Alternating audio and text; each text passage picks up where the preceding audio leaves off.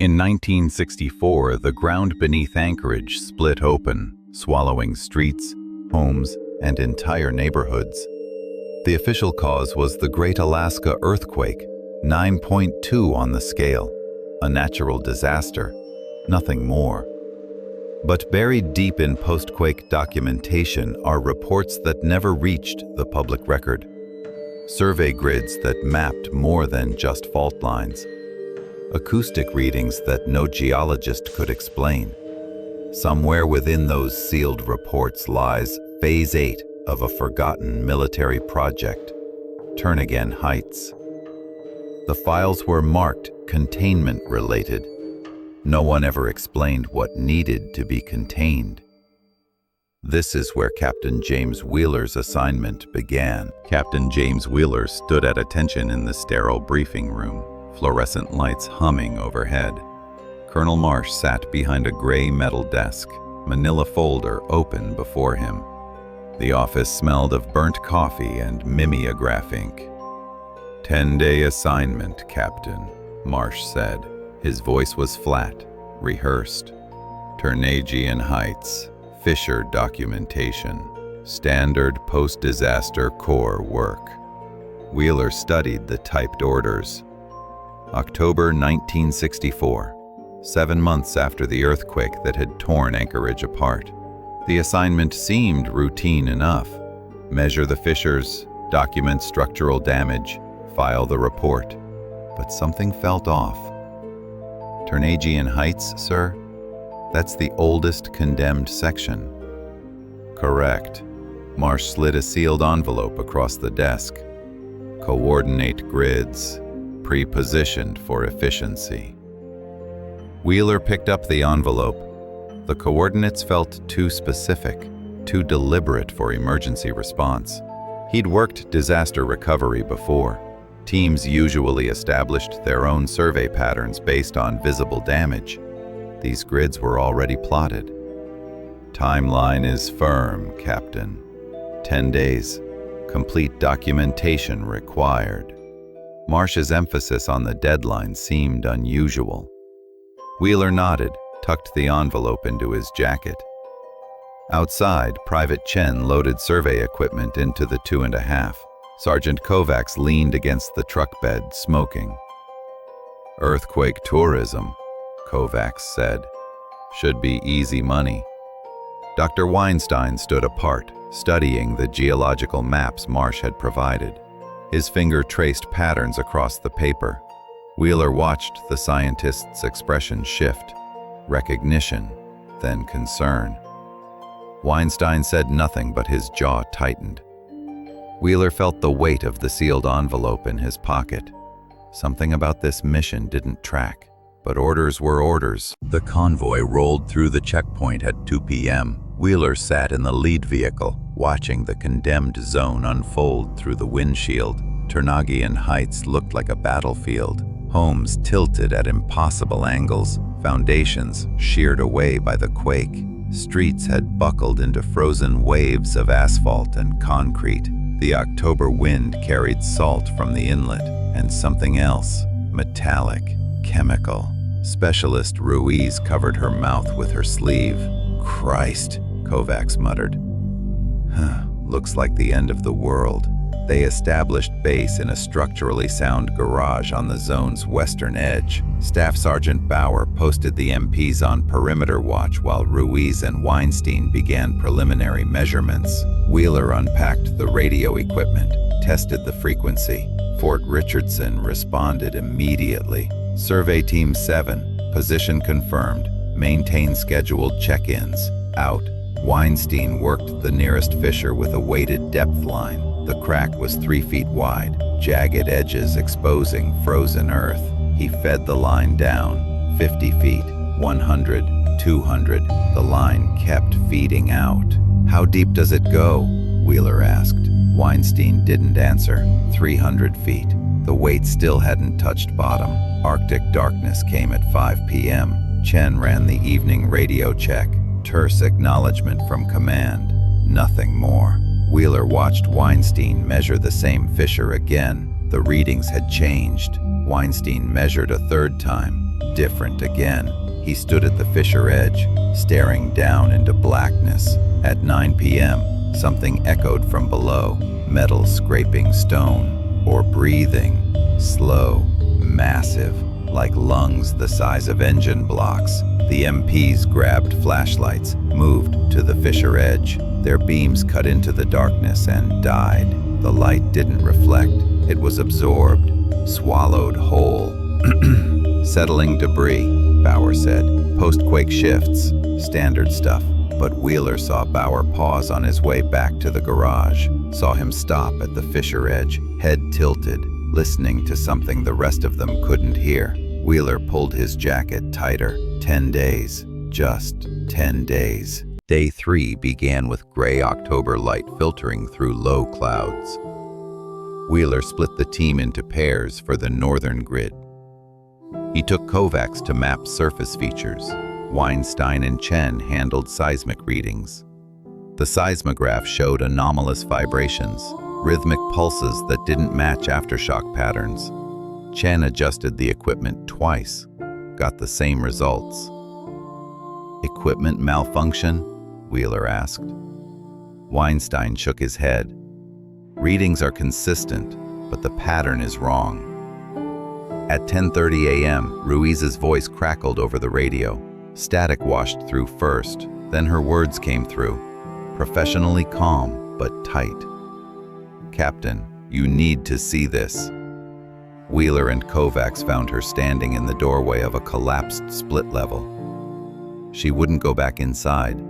Her face was pale, jaw set. "Basement," she said. "Southwest corner." Wheeler descended the concrete steps, flashlight beam cutting through darkness. The fissure had opened through the basement floor, splitting the foundation. Something lay in the rubble beside it. Human remains. Partially buried, partially exposed. Wheeler knelt beside the body. The skin was waxy gray, preserved somehow despite 7 months of exposure. No decomposition smell, no bloating, just dry, papery flesh stretched over bone. The neck showed puncture wounds, deep, grouped in sets of 4. Wheeler measured the spacing with his fingers, 6 inches between the outer marks. The jaw structure that made these bites shouldn't exist in any known predator. Ruiz appeared in the doorway, camera ready but hands shaking. She photographed the wounds, then pulled out her notebook, started sketching. 4 holes, 6-inch spacing. She drew it again, same pattern. Again. Her pencil moved compulsively across the page. "Ruiz," Wheeler said. She didn't respond, just kept drawing the pattern over and over, trying to make the geometry make sense. Kovacs stood at the top of the stairs, hand on his sidearm. "What the hell did this?" Wheeler radioed Fort Richardson at 11:45 a.m. He kept his voice professional, clinical, described the remains, the bite pattern, the spacing that didn't match any known animal. The response took 30 seconds. Then, "Survey Team 7, log your observation. Attribute to animal scavenging post-disaster. Continue survey schedule without deviation. Out." Wheeler stared at the radio. "Animal scavenging?" Chen looked up from his notes. "Sir, those marks." "I know, Private." Evening debrief showed the fractures forming. Kovacs argued the body looked preserved, not 7 months decomposed. Ruiz sat in the corner, still sketching. 4 holes, 6-inch spacing, over and over. Chen's follow-up reports grew longer, more detailed. Command responses got shorter. "Survey Team 7, maintain schedule, out. Bauer enforced protocol with rigid intensity. Command knows what they're doing. Our job is documentation, not investigation." Wheeler backed him publicly. Privately, he shared Kovacs's unease. Command had dismissed the evidence too quickly, too easily. October darkness came at 6 p.m. Generator lights hummed to life. The younger MP, Private Deacon, reported hearing scratching during perimeter check. Not from one location. Multiple fissures, simultaneously, coordinated somehow. Wheeler doubled the watch rotations, enforced buddy system. No one worked alone. That night, he reviewed tomorrow's coordinates under lamplight. The survey pattern didn't follow standard grid methodology. They weren't documenting systematically. They were being directed to specific locations in a predetermined sequence. At 2 a.m., something dragged metal across concrete outside. The sound circled the perimeter, slow, methodical, patient. 20 minutes of scraping that moved in patterns, then stopped abruptly. Only wind remained, and breathing from below. Deep, rhythmic breathing that shouldn't exist. Wheeler checked his sidearm, chambered around. 7 days left. The coordinates felt less like a survey grid and more like a map to something already known. Something Command had known about long before. Wheeler found the document in the equipment locker, tucked behind spare generator parts. Typewritten memo, partially redacted with black ink. Confidential, Corps of Engineers, Alaska District, March 12, 1964. Reference survey protocol, redacted. Coordinate grids prepared per 1943 geological assessment. Backfill operations completed, 1947. Seismic activity projections indicate 65% probability, redacted, within 18 months. Teams to be positioned, redacted. Expected timeline, 10 days documentation, minimal, redacted. Fairbanks Protocol applicable if containment compromise occurs. Authorization, signature, redacted. Wheeler read it twice. March 12, 1964, 2 weeks before the earthquake. The coordinates were prepared in advance. The survey was planned before the disaster. Day 5 dawn came cold and silent. Wheeler counted heads at 6 a.m. 2 MPs missing from eastern perimeter posts. Their flashlights still burned at their stations. Weapons present, safeties on. No signs of struggle, no blood, just absence. Boot prints led to the fissure edge and stopped. Wheeler examined the prints with his flashlight. The final impressions showed full weight, normal stride. Then, nothing. Like something had lifted them straight up into empty air. Bauer insisted on maintaining patrols. Abandoning security invites chaos, Captain. Wheeler compromised. 3-person teams only, no exceptions. During afternoon survey, Bauer and the remaining MP, Corporal Hayes, split briefly to triangulate grid positions. 15 minutes of separation, standard procedure. Hayes vanished in that window. Bauer found fresh drag marks leading toward the fissure. The marks stopped halfway, as if the body had been lifted mid-pull. No blood, no torn fabric, no shell casings, just disturbed earth that ended in nothing. Chen transmitted emergency report at 4 p.m. Command response came immediate and cold. Survey Team 7, maintain position and complete assigned grid. Out. Wheeler grabbed the handset. Fort Richardson, we have 3 missing personnel. Request immediate extraction. Static. Then voices in the background, muffled but audible before the transmission cut. Same timeline as Fairbanks. Then nothing but dead air. Wheeler looked at his team. 5 remaining from 8. Kovacs checked his rifle. Ruiz stared at her sketches. Chen sat by the radio, headset on, listening to empty static. Weinstein studied his seismic readings like they contained answers to questions he was afraid to ask. Weinstein stopped sleeping on day 6. Wheeler found him at the fissure edge at 3 a.m., feeding weighted line into darkness. 400 feet, Weinstein said without looking up. Still no bottom. Doctor, you need rest. 500 feet. The line kept descending. Earthquake geology doesn't support this depth. The fissures branch underground, root systems, or passages. Wheeler watched the line feed out. 600 feet. Weinstein had discovered acoustic properties that defied explanation. Sounds traveled for miles through connected chambers. The scratching they heard wasn't coming from multiple locations. It was traveling through a network that existed before the earthquake opened it. It's a system, Captain. Deliberately carved or naturally formed, I can't tell, but it's extensive. Miles of passages. Late that night, Weinstein woke Wheeler with seismic data.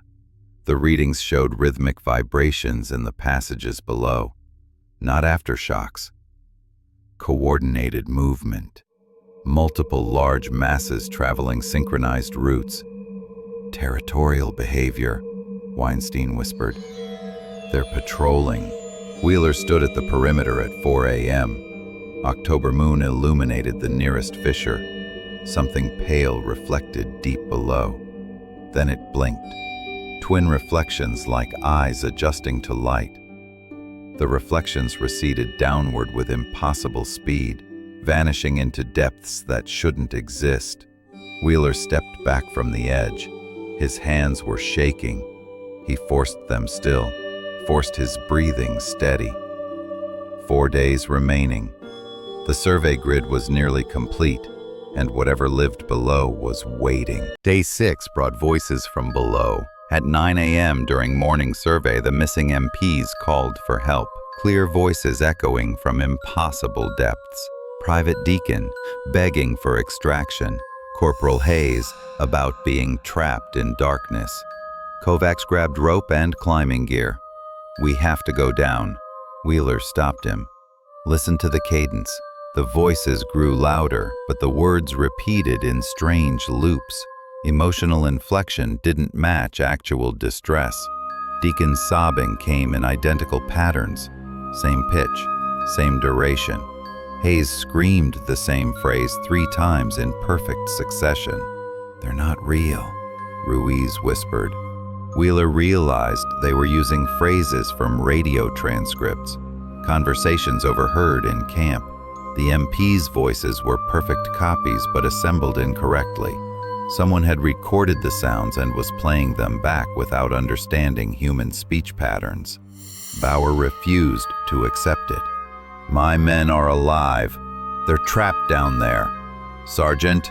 Bauer grabbed the rope, clipped in, started rappelling into the fissure. Wheeler and Kovacs hauled him back after 15 feet. Bauer fought them, screaming, frustrated. I saw them. I saw their faces in the dark. They pulled him to the surface. Bauer's pupils were dilated wrong, fixed and glassy, unfocused. He stared past Wheeler at something invisible. For the rest of the day, Bauer whispered coordinates under his breath, numbers that weren't on their survey grid, sequences that made Weinstein go pale when he overheard them. Wheeler confined Bauer to quarters, posted Kovacs as watch. The voices continued until sunset, then stopped all at once, leaving only wind and the breathing from below. Midnight watch brought the voices back. All 3 missing men calling in perfect unison from multiple fissures simultaneously. Then screaming, then laughter that sounded almost curious, almost experimental. Then silence that felt deliberate. Wheeler stood watch with Kovacs. Movement flickered at the edges of floodlight range, pale shapes that could be limbs or exposed bone, too quick to focus on, always retreating when light swept toward them, returning immediately to darkness.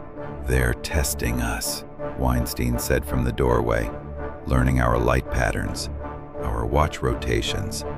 Learning, Kovacs kept his rifle ready, studying our defenses, methodical patience. That suggests intelligence. Dawn came at 6:30 a.m. with eerie quiet. No sounds at all. The team found a perfect handprint pressed into frost on the perimeter barrier. Wheeler examined it with his flashlight. The fingers were too long, joints bent backward, the thumb positioned where the pinky should be. Below the handprint, scratched into metal, 4 parallel marks, same spacing as the bite pattern on the drained body, repeated in groups across the entire barrier. Territorial marking, Weinstein said, or counting. Ruiz photographed everything. Her hands had stopped shaking. She worked with mechanical efficiency now, documenting the impossible with clinical precision. Chen maintained radio silence except scheduled check-ins. Command responses came in monotone acknowledgments. No questions, no concern, just confirmation of continued operations. Wheeler studied the scratches on the barrier. Dozens of them, groups of 4, spaced evenly across 30 feet of metal. Whatever made these marks had circled the entire perimeter during the night, and they'd done it quietly enough that no one heard. Kovacs checked his ammunition. 3 days left, Captain. Wheeler nodded. 3 days to complete the survey. 3 days to finish the predetermined grid that Command had prepared before the earthquake ever struck. 3 days to document whatever was living in the passages below. The scratches on the barrier gleamed in morning light, fresh metal exposed beneath the frost. The creatures had marked their territory, or marked their prey. Day 7. Chen maintained scheduled check-in at 8 a.m., but left the receiver on afterward. Wheeler saw him freeze, headset pressed tight against his ear. "Captain," Chen whispered, "you need to hear this." Wheeler took the headset. Coded transmission between Fort Richardson and an unidentified station. They were using Survey Team 7's exact coordinates. Military jargon mixed with technical language Wheeler didn't recognize. Through static, Survey Team 7 proceeding on schedule. Expected timeline, holding. Another voice, different frequency. Containment verification in progress. The transmission treated their mission as something other than disaster response. Past tense language, prior knowledge. Wheeler and Chen listened to a longer exchange before Command realized the channel was open. Fairbanks Protocol applicable. Static. Phase 7, proceeding per 47 projections. More static. Acoustic signatures match geological assessment. Then abrupt cutoff and an angry voice demanding immediate radio silence. Wheeler pulled off the headset. His hands were steady, but his mind raced. Phase 7, the 47 projections, containment verification. The mission had been planned, not as disaster response, as something else entirely. Kovacs entered the garage from perimeter check. Found something in the rafters. A water-stained logbook, dated March 18, 1964, 3 weeks before the earthquake. Corps of Engineers survey documentation. Wheeler opened it carefully.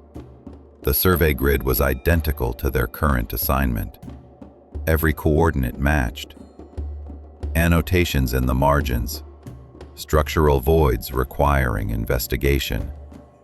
Acoustic anomalies consistent with previous surveys. Depth measurements exceed standard geological formations.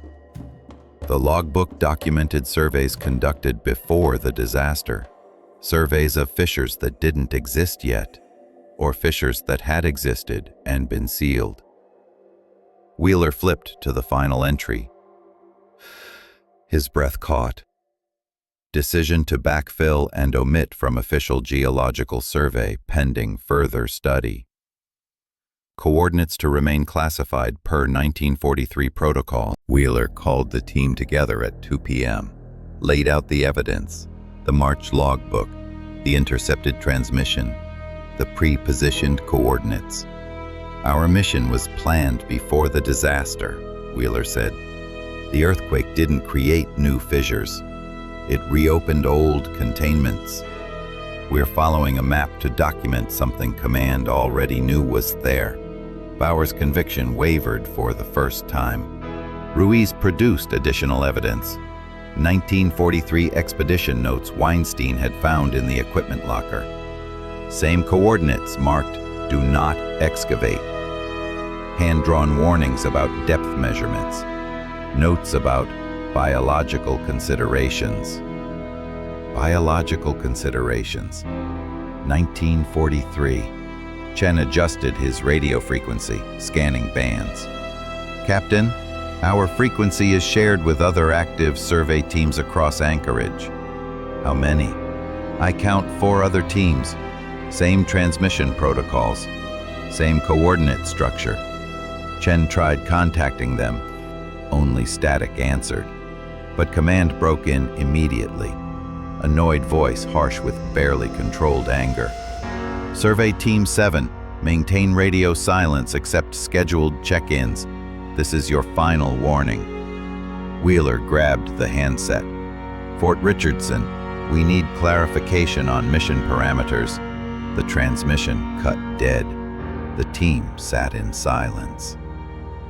Multiple crews positioned across the disaster zone, all following pre-planned grids, all documenting fissures that had been sealed decades ago. "We're part of a pattern," Weinstein said quietly. "They're mapping the entire network, using us to verify what the earthquake reopened." Wheeler made a decision.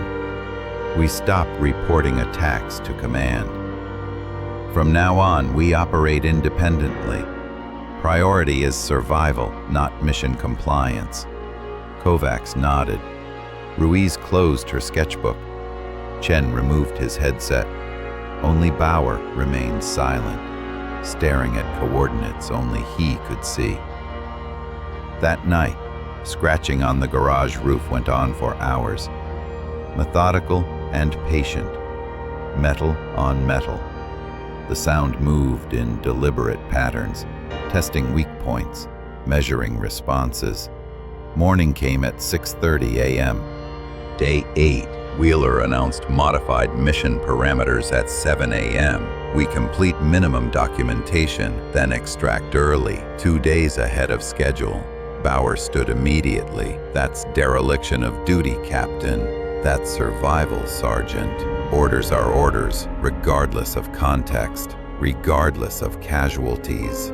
The argument escalated fast. Kovacs and Ruiz backed Wheeler. Bauer maintained rigid protocol adherence, voice rising with each exchange. Weinstein tried mediating. "The mission parameters were based on false premises. We're documenting for purposes we weren't briefed on, purposes we can't understand." "That's not our concern," Bauer said. "We follow orders." Wheeler gave a direct order. "Stand down, Sergeant." Bauer ignored him, grabbed his radio and field equipment, took his sidearm from the table. "I'll complete the survey alone if necessary. Prove the threat is manageable. Sergeant, I gave you a direct order." Bauer walked into October darkness, flashlight beam cutting through the 6 a.m. blackness. Wheeler watched him go, knowing he should stop him physically but letting him walk anyway. Bauer's radio transmitted for 18 minutes, coordinates matching the sequence he'd been whispering since his descent into the fissure. Then, "Fort Richardson, this is Staff Sergeant Bauer. I've maintained position and long, deliberate. Wait, that's not... They're not attacking, they're that." Cut off mid-sound, then dragging, then static. Wheeler tried the radio. "Bauer, report your position." Only static answered. Kovacs grabbed his rifle. Wheeler stopped him. "We don't go after him, not in the dark." "Captain, that's an order." They waited until dawn.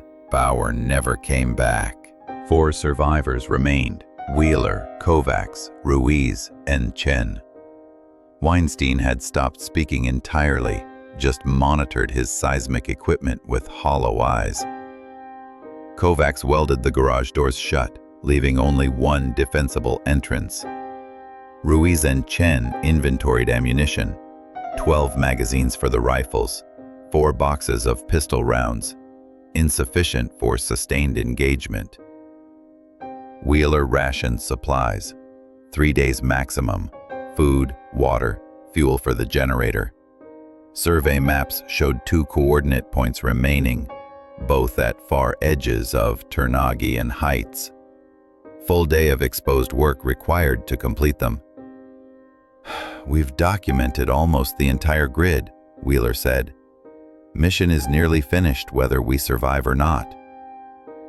Night brought coordinated sounds from all directions, scratching on metal in rhythmic patterns, footsteps on the roof in sequence, suggesting multiple entities moving in formation, breathing at the sealed doors, the gaps fogged despite sub-freezing temperature. Weinstein broke his silence at 2 a.m. "They're not just hunting us, Captain. They're herding us, ensuring we complete the documentation." Wheeler looked up from his maps. "What?" "Every attack has driven us toward the next coordinate point. Every disappearance occurred after we'd finished surveying a location. They're ensuring the grid gets completed." "Why would they need our maps?" Weinstein's eyes were wild in the lamplight, sleepless for days, sustained by coffee and fear. "I don't know, but they need the survey finished, for purposes that serve them, not command." Wheeler checked his sidearm. 2 coordinate points remaining, 1 day of work. The creatures were waiting for them to finish. The breathing at the doors continued, patient, methodical.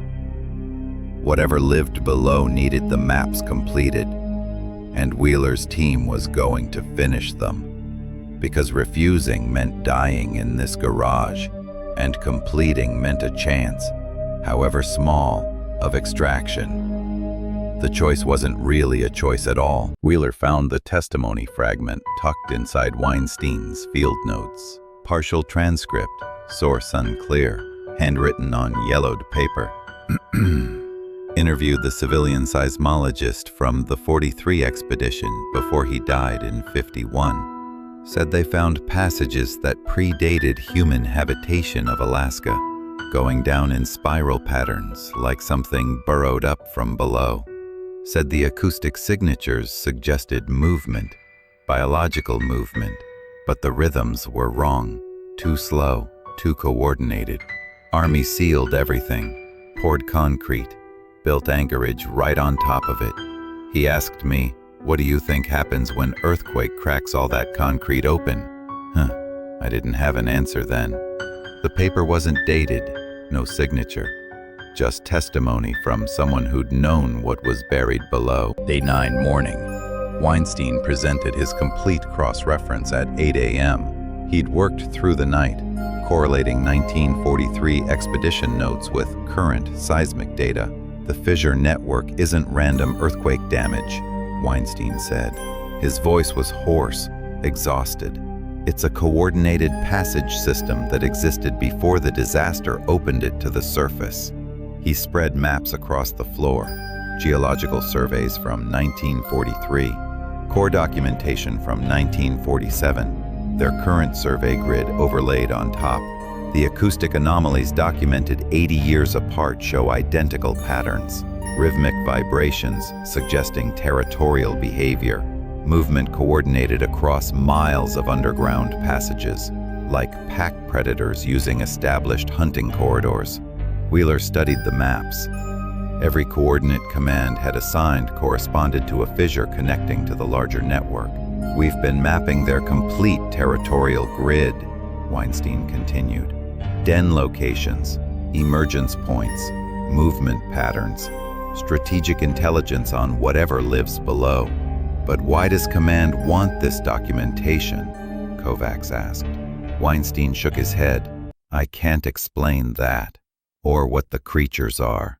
My data shows they're biological. They move in organized patterns. They demonstrate learning behavior and tool use, opening the roof hatch, mimicking voices, but nothing about their anatomy or origin. The maps will provide strategic intelligence," Ruiz said quietly. "But for what purpose?" Containment? Chen offered. Eradication? Wheeler thought about the intercepted transmission. Phase 7 of 12. Multiple survey teams across Anchorage. A coordinated effort spanning months. Or something else, Wheeler said. Something we're not cleared to know. Weinstein gathered his maps. Whatever the purpose, we've nearly completed our part. 2 coordinate points remaining. Wheeler checked his watch. 8:30 a.m. Sunrise had come and gone. October light filtered gray through dirty windows.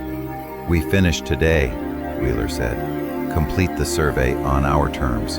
But we embed testimony in the technical data. Make the horror visible between the coordinate notations for whoever reads this next. The team prepared in silence. Kovacs and Wheeler would take northern coordinates. Chen and Ruiz, they left at 9 a.m. Wheeler and Kovacs headed north. Chen and Ruiz went south. Weinstein remained at base, monitoring equipment. The surveying proceeded without incident, eerily calm. Wheeler measured the fissure depth at grid point 11, 470 feet. He recorded the data with mechanical precision. Kovacs photographed the site from multiple angles. Creatures were visible in peripheral vision, pale shapes tracking through distant fissures, but maintaining distance, not attacking, almost escorting them through the final measurements. They're letting us finish, Kovacs said. Wheeler agreed. Something about the survey's completion served the creature's purpose better than killing the surveyors, though Wheeler couldn't understand what that purpose might be. Chen's voice crackled over the radio at 11 a.m. Grid point 12 complete. Returning to base. Copy that. Grid point 11 complete. En route. They returned to camp at 11:45 a.m. Weinstein was pale and shaking. Seismic monitors recorded massive coordinated movement throughout the network during your survey, Weinstein said. The entire population repositioned based on your documentation. Repositioned where? Wheeler asked. Toward downtown Anchorage, toward areas where other survey teams should be completing their own missions. Wheeler understood then. The 12 survey phases weren't independent operations. They were coordinated, sequential. Each team's completion triggered movement in the network. Each finished grid directed the creatures toward the next survey location. They were being mapped, but they were also being guided, herded through a pattern that served purposes Wheeler couldn't begin to understand. We're done, Wheeler said. Pack everything. Extraction is scheduled for tomorrow morning. The team worked in silence, securing equipment, organizing documentation, preparing for one final night in Turnagain Heights.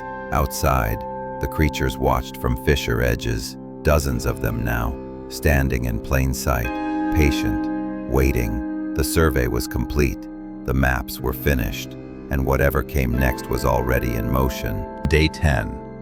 Wheeler compiled the survey report at 6 a.m. Professional precision. Clinical language. Every technical specification met. All fissures documented. All samples collected. All acoustic readings recorded. Depth measurements cross-referenced with seismic data. Structural integrity assessments completed per core engineering standards. The report was clinically perfect. No mention of attacks. No mention of casualties. No mention of voices from below or creatures in the darkness. Just coordinates and measurements and geological observations formatted exactly per core specifications. Wheeler included every data point command had requested, every coordinate on the predetermined grid, every depth measurement from passages that shouldn't exist, every acoustic reading showing movement patterns that suggested intelligence. But he also added microfiche photographs to the supplementary documentation. The 1964 logbook found in the rafters.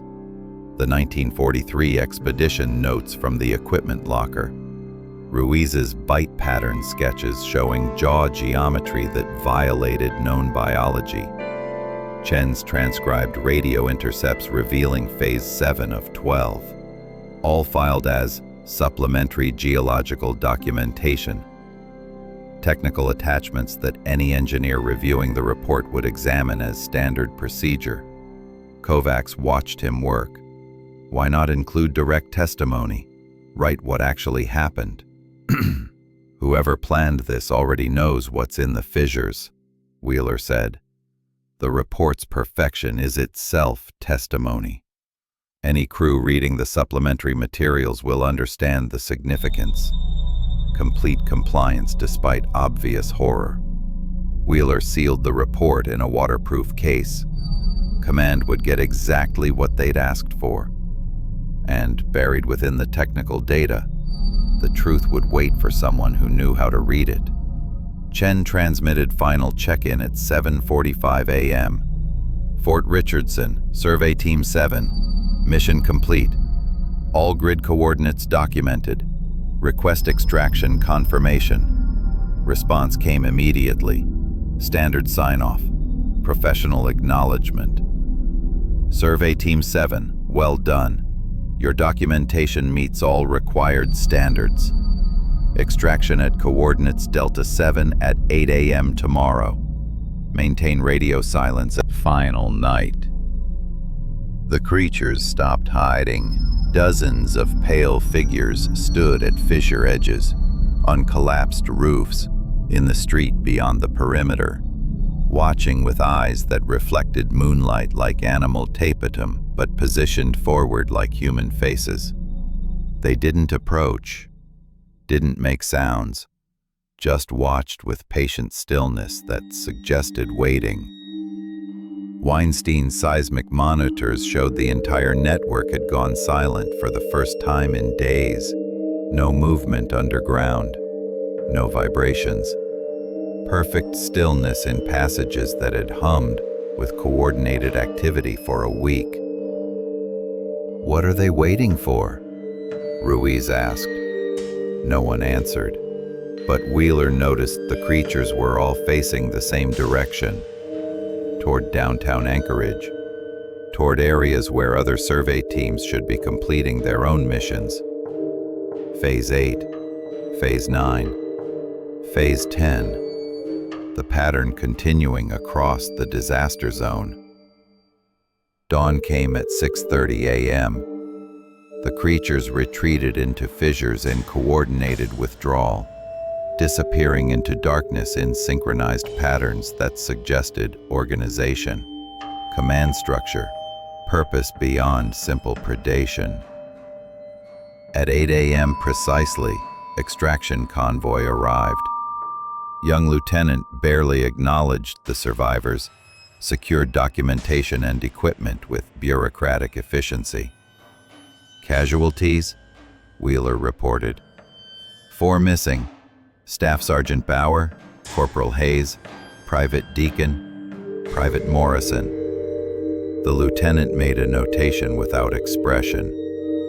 Mission parameters met? Affirmative. Complete documentation provided. Then load up. We're on a schedule. No questions about how 4 men disappeared. No investigation. No debriefing. Just bland reassurance that all mission parameters were met.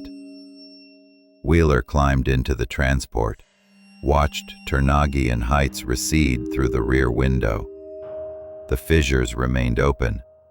The passages below remained active. And somewhere in downtown Anchorage, Survey Team 8 was starting day 3 of their mission. Fort Richardson reception was administrative rather than medical. Wheeler's report was processed, stamped confidential, filed without review or questions. No debriefing about methodology, no inquiry about casualties, just efficient classification and storage. 3 days in isolated barracks with Kovacs, Chen, and Ruiz. Separate interviews by officers asking only about technical procedures. Never about what they saw. Never about who they lost. Captain Wheeler, did you complete all assigned grid coordinates? Affirmative. Did you maintain proper documentation protocols? Affirmative. Did you follow radio check-in schedules? Affirmative. Questions feeling scripted and disinterested, like the answers were already known. like the interview was procedural formality rather than actual investigation. Day 4 brought new assignment orders. Wheeler was reassigned to Fort Wainwright, Interior Alaska, Kovacs to Elmendorf Air Force Base, Chen to Fort Greely, Ruiz to Kodiak Island. Different bases across Alaska. No forwarding contact information. No coordination allowed. Wheeler realized they were being dispersed, separated to prevent collaboration or comparison of testimony, scattered across the territory so they couldn't compare notes or build a unified account. Wheeler attempted filing supplementary report detailing the attacks and his theory about the mission's true purpose. The admin clerk accepted it without expression, filed it in Wheeler's personnel folder rather than mission records. Captain, you completed your survey. That's all that's required. Dismissed. Wheeler stood at attention. The men who died were lost during post-disaster operations. Occupational hazards. It happens. Dismissed, Captain.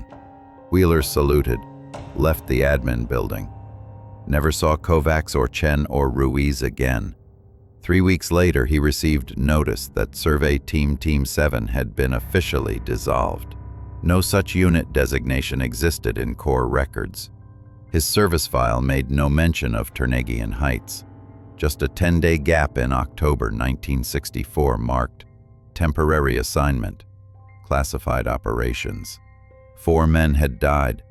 Wheeler had the documentation to prove it, but officially, Survey Team 7 had never existed. 3 weeks later, different briefing room. New Corps team received their assignment. Captain Robert Morrison reviewed the orders. 10-day survey mission in Spenard District. Earthquake fissure documentation. Standard post-disaster protocols.